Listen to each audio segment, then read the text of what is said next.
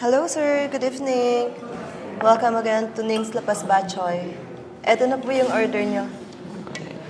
Ay! Oh my God! Sorry, sir. Sorry. Sorry. It's okay. Sir. Sorry. It's okay, it's okay. Pasensya na po. Hindi ko It's okay, sinasadya. it's okay. Ang ganda mo naman. Alam mo, kanina pa kita tinititigan. I think you deserve more than just a waitress job. Ano bang pinapangarap mong trabaho? Just tell me. Siyempre, sir, yung magkaroon ako ng sarili kong restaurant na ako mismo yung magmamanage. Alam mo ba na pwede kitang gawing manager dito sa restaurant ko? Ikaw ang mamamahala lahat dito.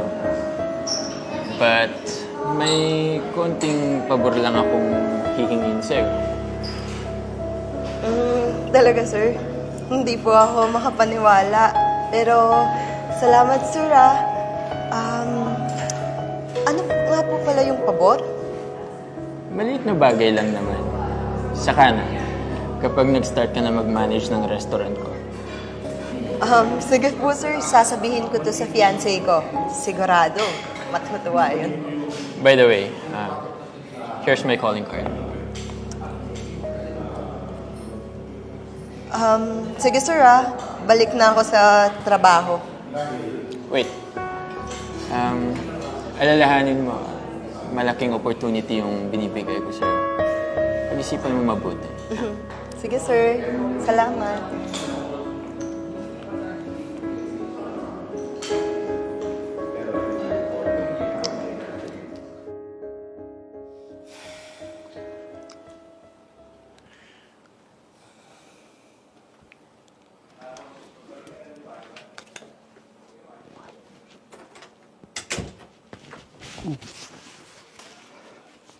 Oh, mahal. Dito ka na pala. Ano yung hawak mo? Wala, mahal. Bakit? Parang ang aga mo atang dumating mula sa trabaho. Mahal.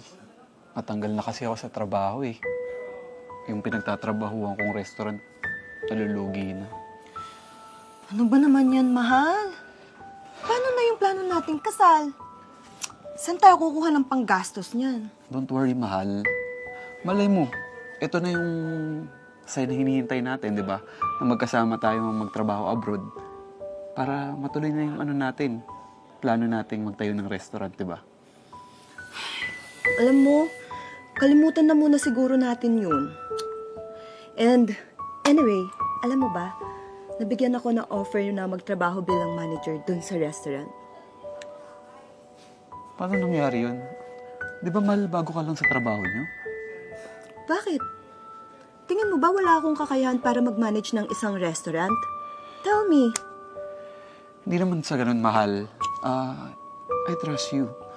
Pero, paano na yung pangarap natin na magtayo ng restaurant abroad? Alam mo ba kung gaano kalaking oportunidad yung ibinibigay niya sa akin? Hindi ka ba masaya para sa akin? Wala lang, mahal. What if lang kung may kapalit yung mga bagay na yan? Iba talaga pakiramdam ko eh. Masama ako tub ko dyan eh. Wala ka talagang tiwala sa akin. Kaya nga siguro tama siya eh. Natanggapin ko yung offer niya. Sinong siya? Sa Sir Ian, yung may-ari ng restaurant. Huwag ka agad magtiwala dun. Masama ang kutob ko dun, mahal eh. Baka ginagamit ka lang yan. Bahala ka nga dyan. Masyado mo akong pinapangunahan eh.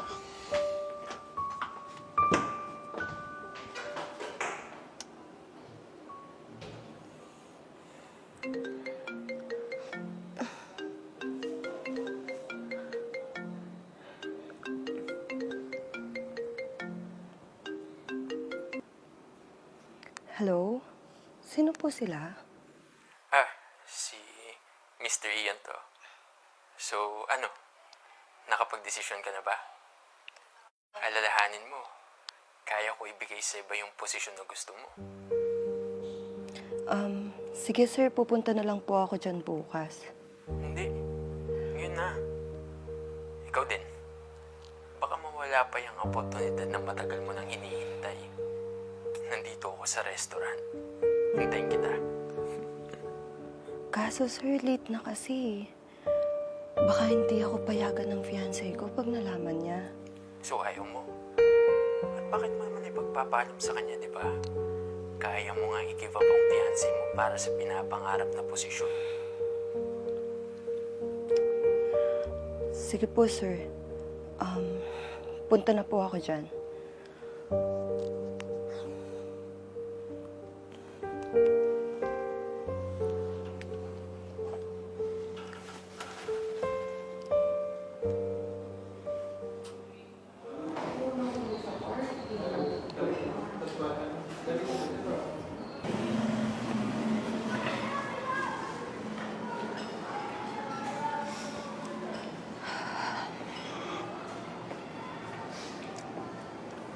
Sorry sir I'm late.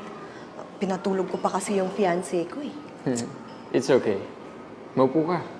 Don't be shy. Siguro kailangan mong i-give up yung relasyon nyo para makapag-focus ka naman sa trabaho mo. Pero sir, ikakasal na ako. Ngayon lang to. Pag nasa na lahat, saka mo siya pakasalan. Gusto ko, pirmahan mo ang kontratan to.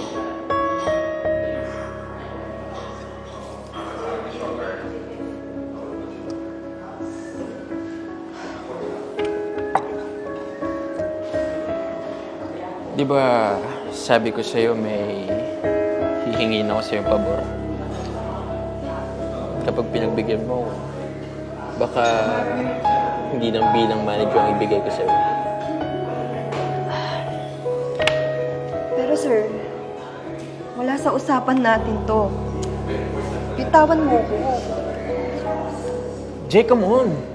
Punta ka ng ganitong oras ng gabi tapos iwan mo yung fiancé mo tapos walang mangyayari sa atin? Pero trabaho yung pinunta ko dito.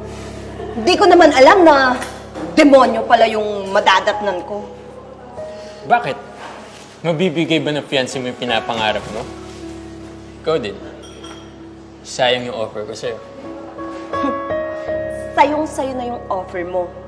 Alam mo, kung ano lang yung na-realize ko, na hinding-hindi ko ipagpapalit yung pangarap namin ng fiancé ko dyan sa kademonyuhan mo.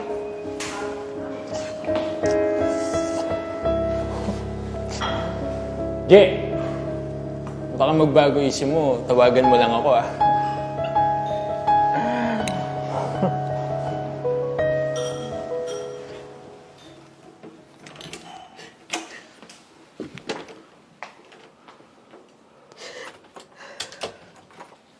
Mahal, sa kagaling.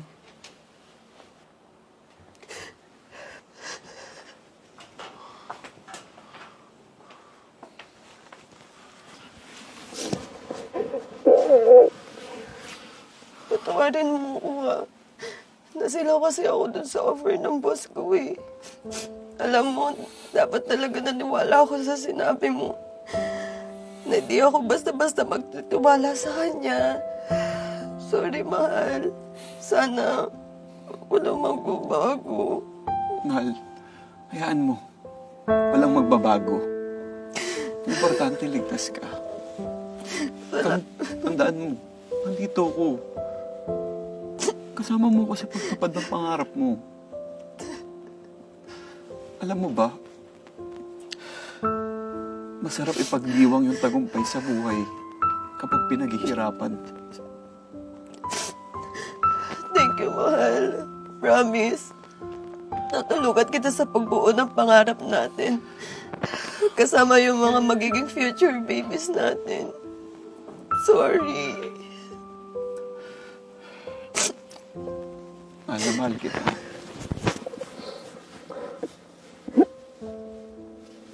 Iyak.